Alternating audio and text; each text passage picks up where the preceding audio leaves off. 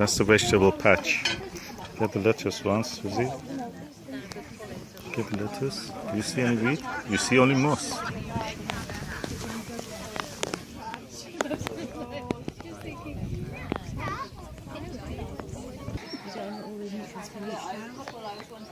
It's really small. And you just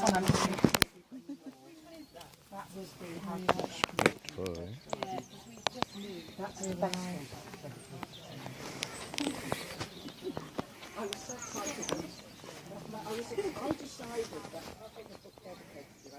Charles' dinner or lunch.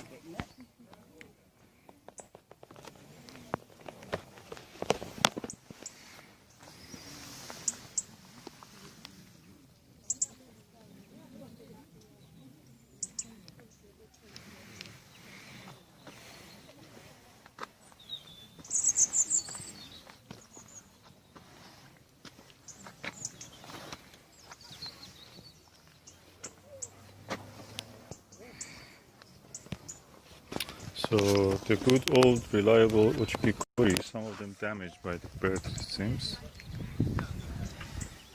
But the best place for them is to grow them over the compost heap. If you're starting out, that was what you had in mind. This is Charles Dowding's vegetable garden in Homemakers, Alhampton. This Alhampton is a little bit of a strange name.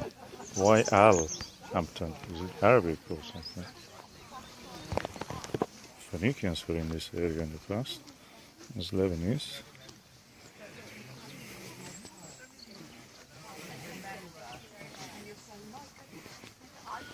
Great calabash.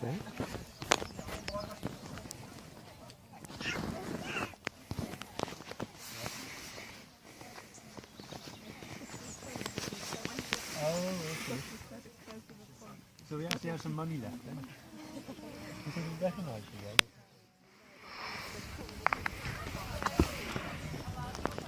You see the solar panels on top of the building? That's such a small land, and then they can make a food crop. And yet they have some space for what? Oh, look at these beans. Yellow climbing beans. Just because of the color.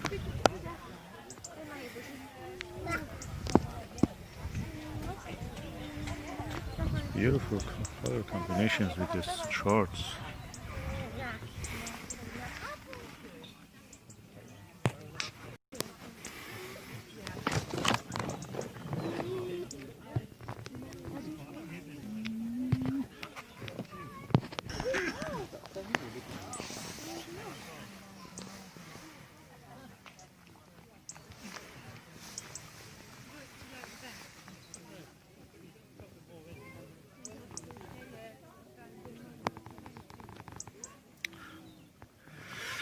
Can you find a single wheat here?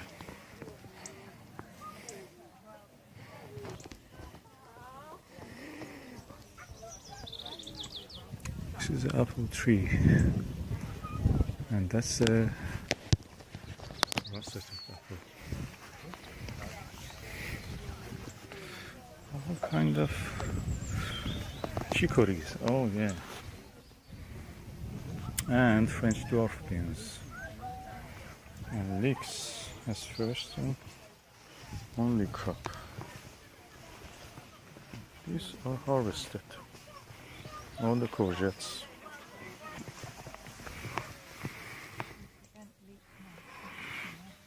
This one is mulched because there are some weeds yet which are growing there through them. Endives. This is a new area, it has mulched. All the winter squashes. And this is a bed of the Jerusalem artichoke. The apple is not doing bad. Looking an apple. That's a polytunnel full of tomato. Let's go have a look.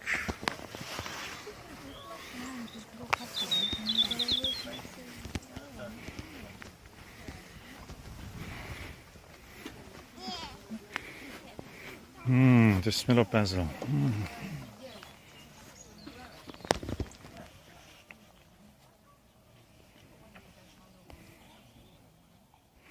I think the polytunnel is just a little bit bigger than ours.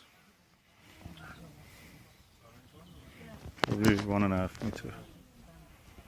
And most of the tomatoes are harvested. I see one single large black Russian one. And those ones are the ones that we saw in the Italy.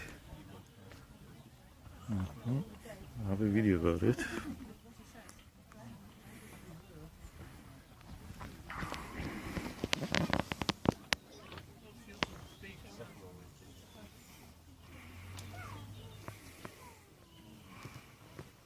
And some peppers. And a good mulch. That's what we have done also. Without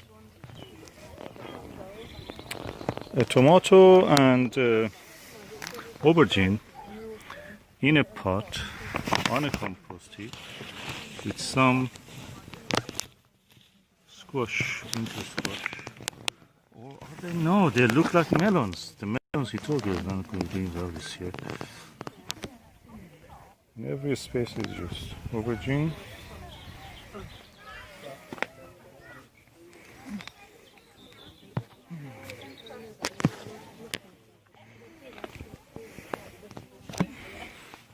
I think my polytunnel is much better. Really good. My own hands. And basil. And some other. Oh! Bell pepper. It's really prolific. So where will we bring it in? And some of that Cape gooseberry. And lots of basil. You should do a basil patch like this. The idea is that half of the polytunnel is vegetables and herbs. Sure. You don't do just all polytunnel taken by tomato. This is a new bed that I made for the BBC. I cut and screwed the size on the day before, just resting on the ground, okay, and topped it with compost. And then planted this for BBC. I see radishes, I see pak choi, I see this mustard, I see freely mustard, some, I think this is broccoli, and some freely mustard again, and then bok choy again. It's kind of oriental leaves. So that's what you will see in BBC.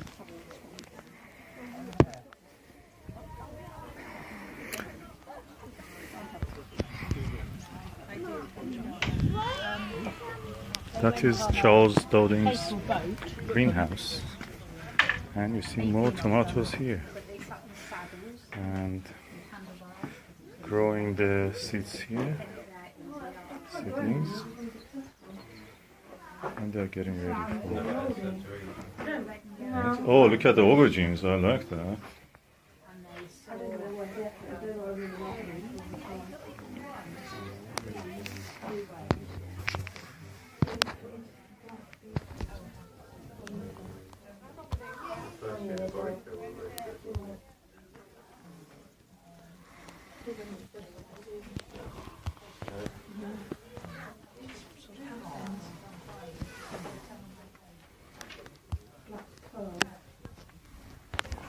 And again, in the greenhouse, we see a balance between the amount of the rows of tomato and herbs like basil.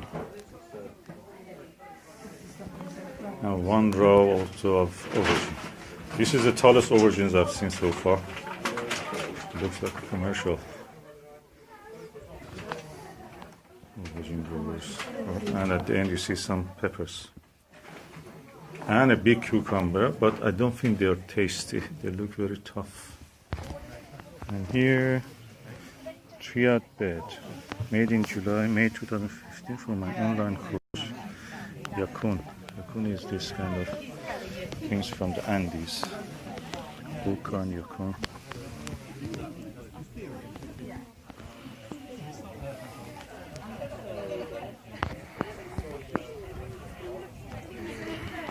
It's a little shed. And then we come to the cabbages, mixed with some flowers. And those are, I think, also those Andean thingies. Okra, I think. That's okra. And then some oriental leaves, then some chervil, I think, and then a courgette in that corner, and seedlings for the next generation. These are some of them, I think, are turnip or oriental leaf turnip. They can be oriental leaf. But he don't plant in rows, he plants in plugs. So he will not waste seeds. And a little bit of this hot plant. And a proper place for drying your onions. And some seeds growing here. This is also where Charles Dowding keeps his, that's the conservatory, keeps his chikikuris there. The solar panel to provide some money for being off-grid. And that is Charles himself wearing red to be seen properly.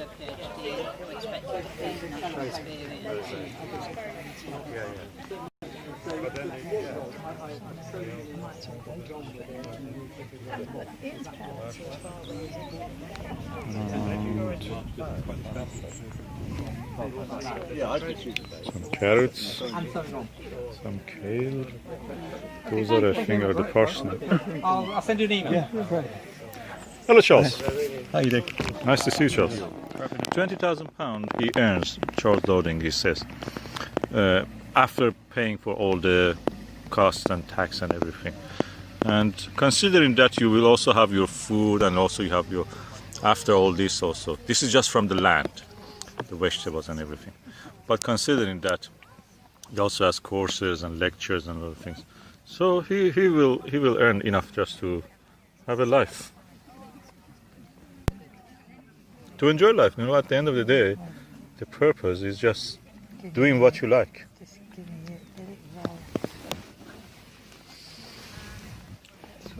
He has done it in the Zimbabwe.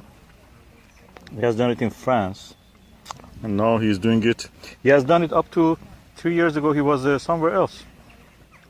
Then he came here and settled here and just started again here. I think in the supermarkets it's often diluted. Okay. People are very surprised. It's so strong.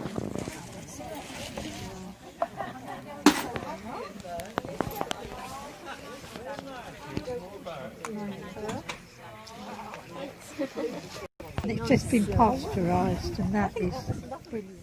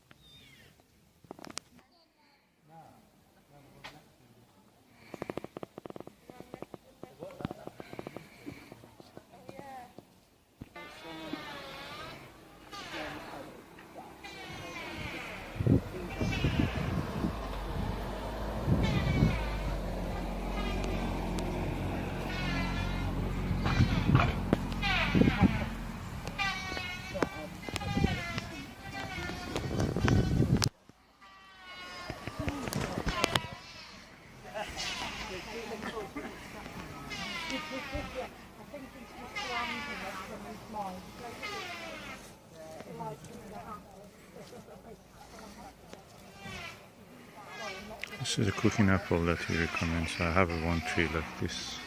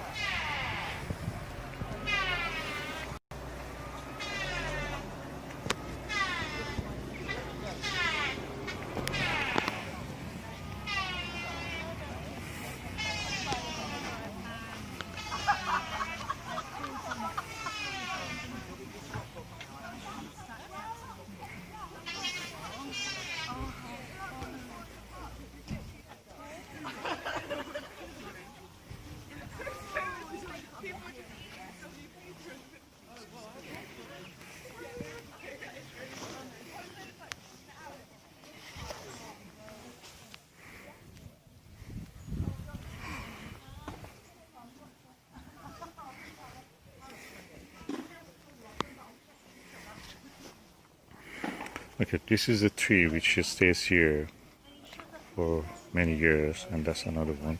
The distance between them is about 180 to 2 meters, 180.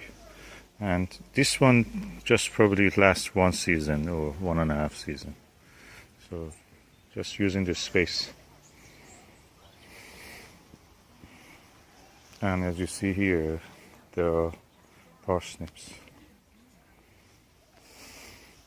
And they're using the space between them to grow some lovely pumpkins and winter squashes. Different kind of apples, and again the winter squash.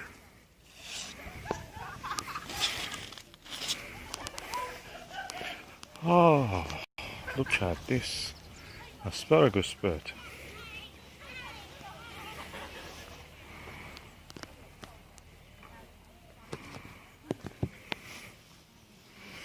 Probably I should have asked Charles to talk over this. When I was talking with him, I should have filmed it. But Charles has had some videos explaining what he is doing.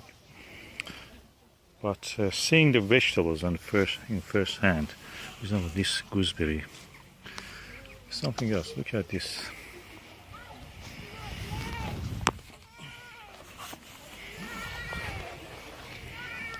And this giant onion, just lonely here. And a bed full of rhubarb and raspberries and onions between them, using the space. That's my idea. Intensive gardening, horticulture. And here we are back with the chickpeas. And at this stage is producing something. I experimented with many pumpkins, and I found Uchikikuri, Moscow de Provence, and some other ones are really good to grow.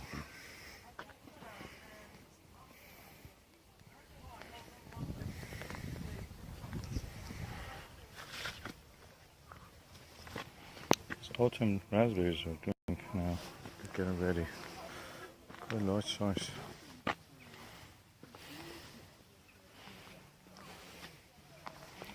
Love this mass of the lush asparagus. What densities. It's taller than me. They're well established here.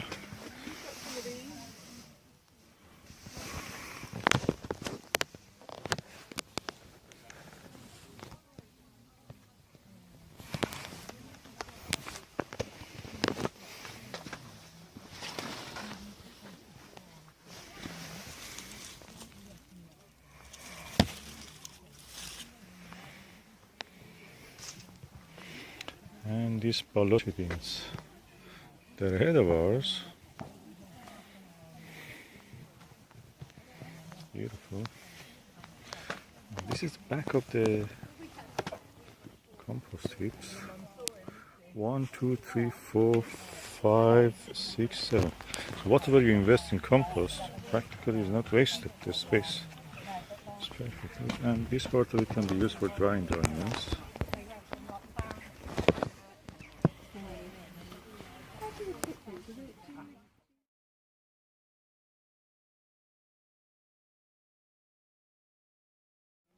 Okay, dig and no dig methods. He's talking about Charles Dowding. Okay, he says that there is not much difference practically in the harvest, amount of the harvest, the weight of it each year.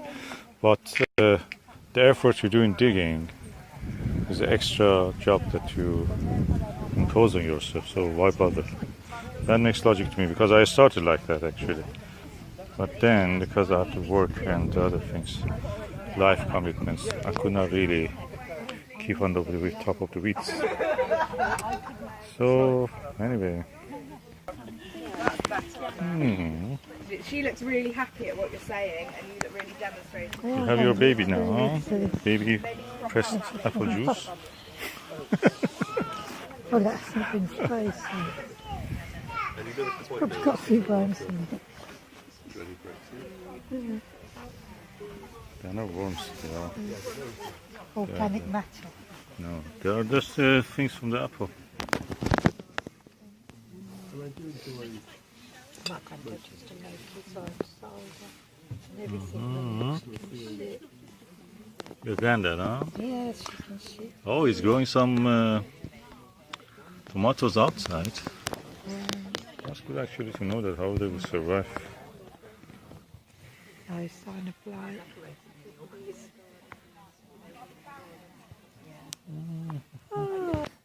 Inside the polytunnel, inside the greenhouse, and look at this aubergine. Really good size, and yet more continue coming. What he has done, he has kept it dry here, and then cutting the leaves and branches which are under the fruiting terrace. So that's the first terrace here. So anything under it is cut because they're not producing anything. I did it once like that, and what happened was that I ended up with blight because water was seeping from here. What's the compost toilet? Let us see how it looks inside. Oh, wood saw. Oh, so simple. And there is some the other end. Should I lift the lid and see how it looks? You just go to the toilet, put the wood chip in, and then you just put it out here and compost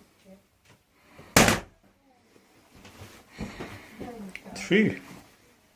You can have a conversation, three-way conversation. Well, you Three certainly can, toilets. because they will say what you have when you don't have the money.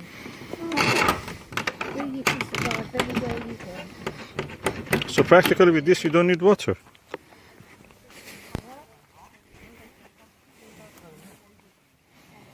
So you will have compost also here. Yeah, Manure. certainly can. Sorry. So you take it out from there. Huh? Yeah, that's the little tub. Where you take That's out the interesting. bucket. Compost toilet in Charles Dowding's home acres. Small holding. They don't keep any chicken here, so that's a good source of manure. Human manure also. Yeah, well, I suppose you would have to. So that is aerated here also. And also the fumes and gases and everything goes up like that. And back into the nature.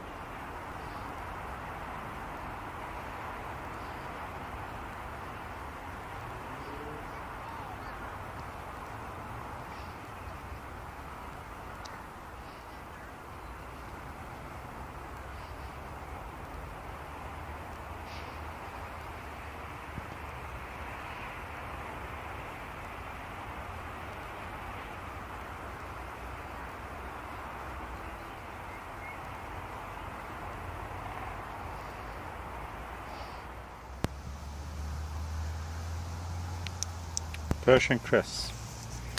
About a month after sowing the seeds, it looks like this.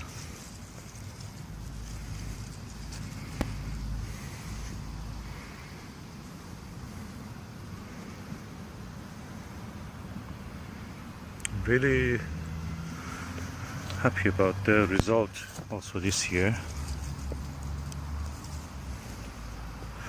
And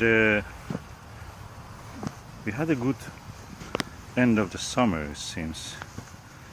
Look at the rocket, wild rocket.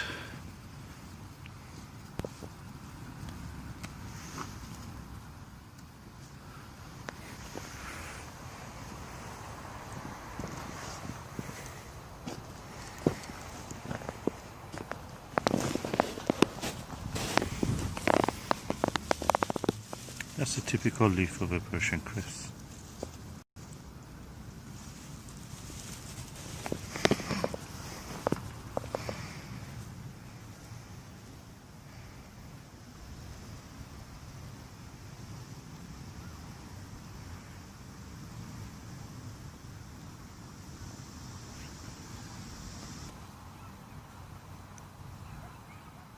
Also, it was good for a spinach.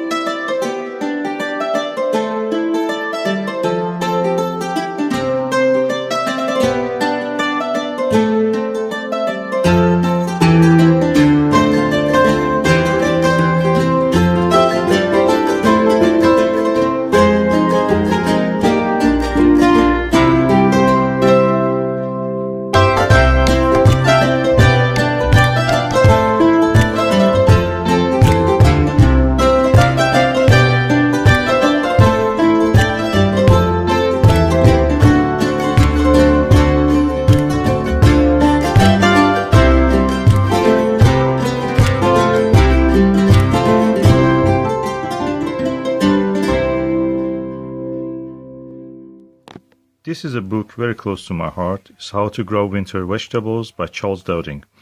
Charles Dowding is a famous author now in the UK that promotes Nordic organic method of gardening. He has personally signed the book for me, and as you see here, and I used to read this book, very close to my heart, of course. I used to read it when I was traveling on train to London and buses and everything. When I was traveling, just instead of looking out the window, doom and gloom of the London weather, I found very interesting stuff in this book. Always wanted to grow things in the winter beyond the traditional stuff that you grow, like Brussels sprouts and other things that people do. And I wanted to know, how can I do it better? I don't like to leave the land idle. In the UK, people have allotment. Allotment means a piece of land that you get from the council to grow or food for your family. And it's kind of a small holding or a homestead way of life, a little farm, smaller scale farm. And you pay rent for that, minimal amount, it's not much. And you easily can earn more than what you pay for that by just growing and saving the money on this stuff. And this book is published in 2011, and I think I bought it in 2012. And the content of the book is winter's potential, a forgotten season, a winter scene, preparing for winter.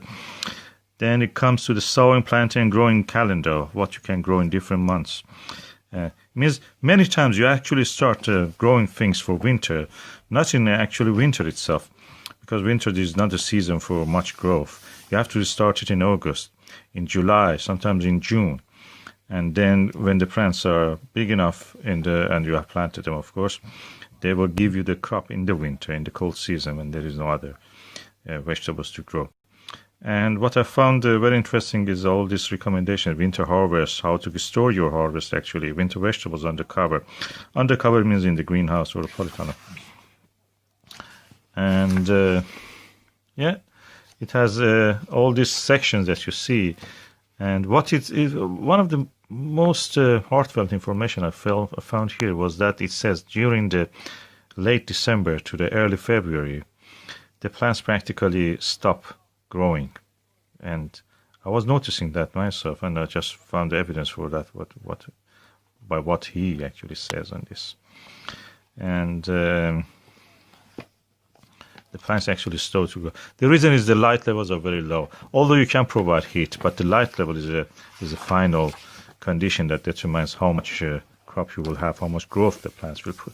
So in December up to January, the plants are at the lowest growth level ever, if any growth. The book is in the 232 pages.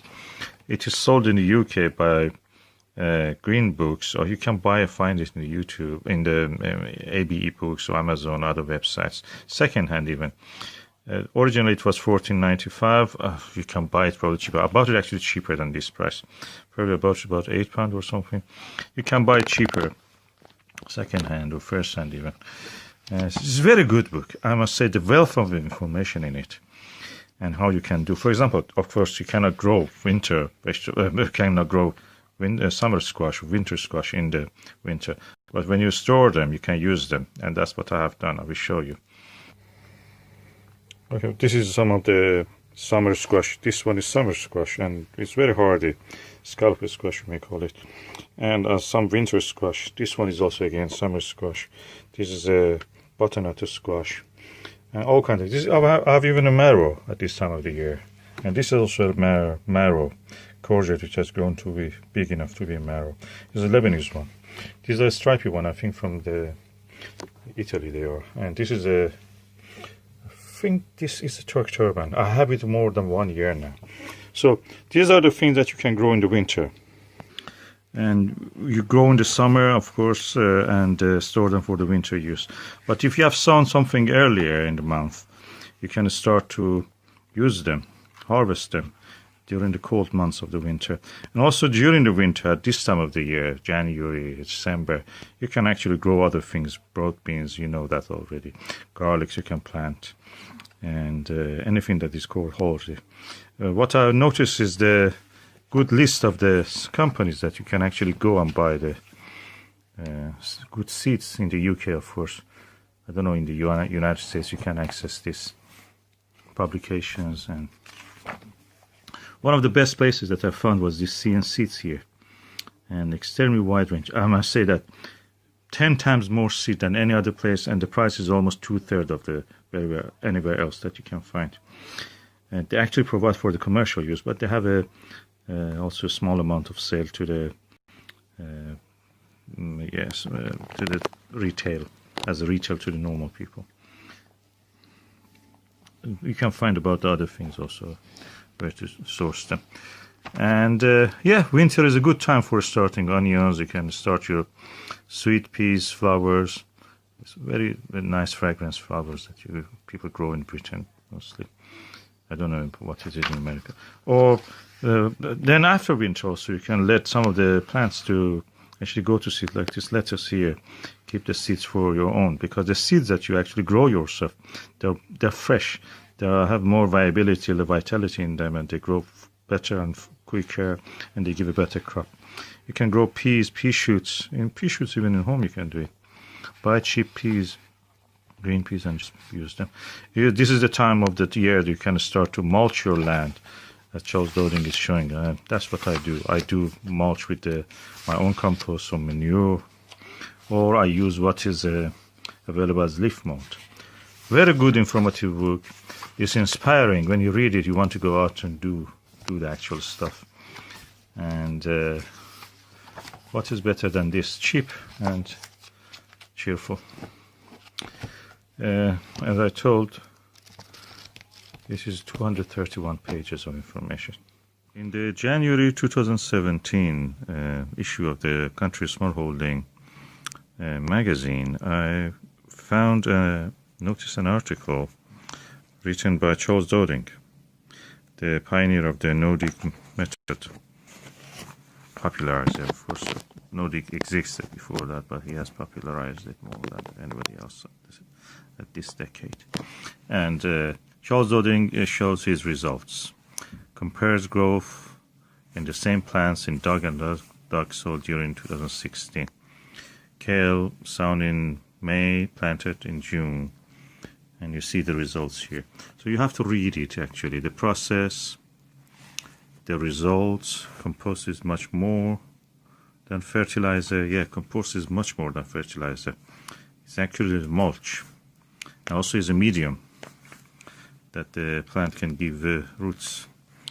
And the results are here. This is the, suppose this is the, on the left is a dug bed, and this is undug bed. Of course, you see the parsnip, so the difference talks for itself. This is undug, and that is dug. And all the results are presented here also. And the kale, you see a kale here, you see another kale here. Undug bed is more upright. So in this case, this is the undug one, and this is the dug one. Very interesting. You have to read it, really. That's very interesting results. He has done the 12 vegetables, the results of them presented here, which is in this table. And as you see, total kilogram in the dug and undug bed, you see about 10 kilogram difference between them. Of course, these are not verified by any independent source, so it's not peer-reviewed or anything. It's just the result he claims.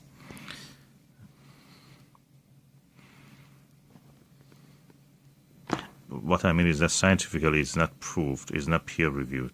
This is what he says. And okay, at the moment, this is kind of business.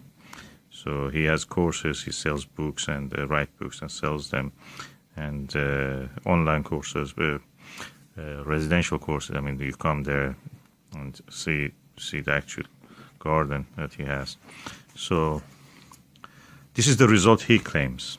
Nobody else has verified it. It's not validated by peer review. Scientifically, when we say that, it should be peer reviewed. It should be repeatable. One of the basics of science is that the results should be repeatable. if you just one case or one person says, and just will be something like experience, you cannot really base on that something. But if others can reach the same results, repeating the same experiments and reaching the same results, gradually can be seen as a scientific achievement, scientific fact.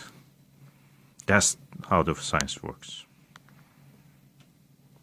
Not what you create a new vegetable garden, producing a beautiful and fruitful garden from scratch.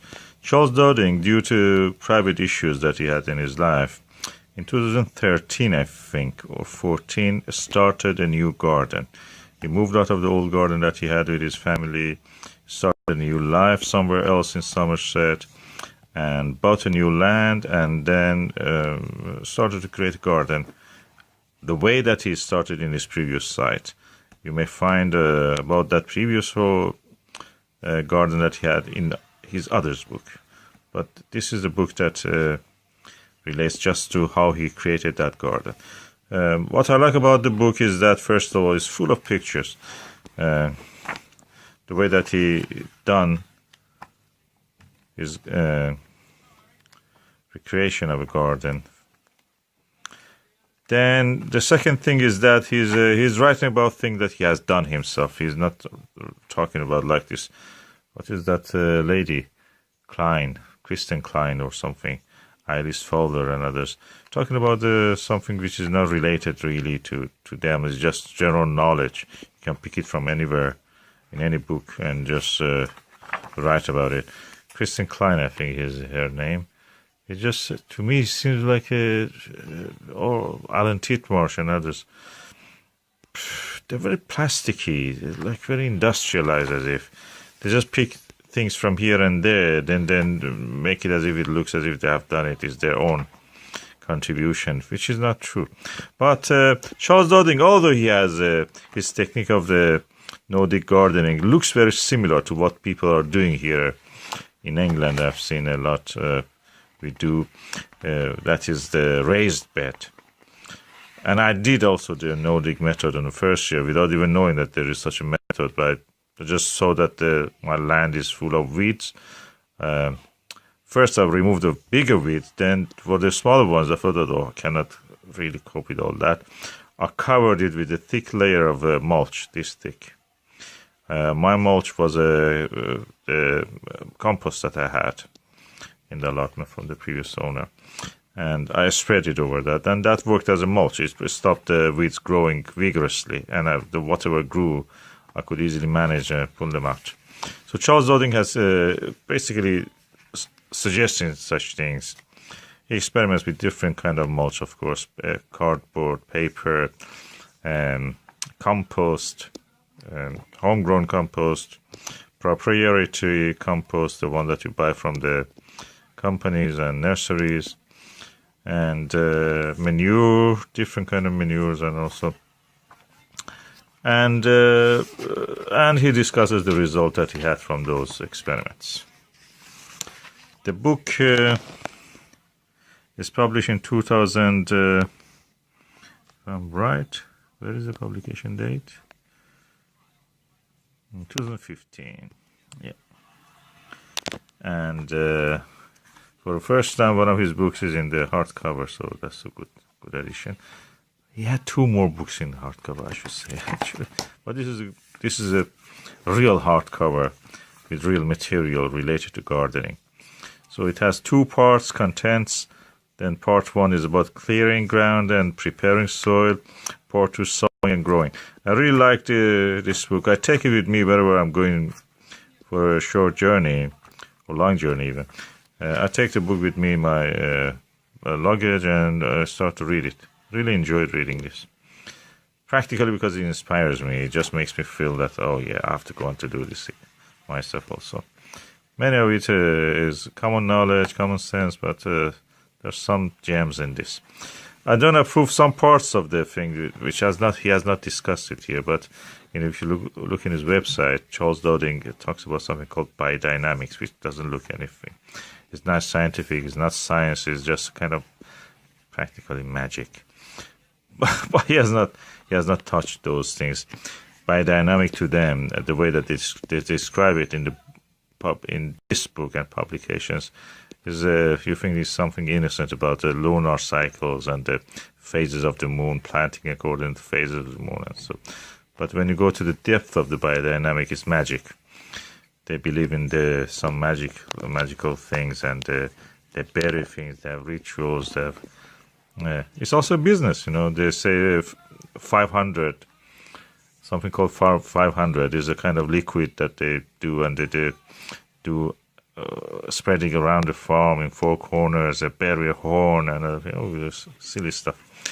But it cannot be convincing that how this rituals affects your land, but not the neighboring land, or if there's a field for it, how far that field is reaching, like the field of gravity or electromagnetic field. It must have a range, and does it change with the reverse of the distance? And square, reverse of the square, reverse of the distance squared. Anyway, whatever. This is about those things. It describes sometimes some parts what you can do in different seasons, how you can protect what kind of mulch you can use if you start from the zero, how to actually start digging, cover your ground, then use it as a mulch, and quite inspiring. I like the way that he has given us also some cards. The way that he has described it is, I really like it. The way that he has done it himself, and he's talking about what he has done actually himself, is really inspiring. You don't find books by people who have done the thing and then they talk about their experience. Charles Dowding is one of those people who does this. By the way, when I was talking with him, he told that he likes actually Jeremy Corbyn, so we can call him probably in a way supporter of Jeremy Corbyn. He's a decent guy, nice, pleasant guy, and a decent human being, and a good gardener.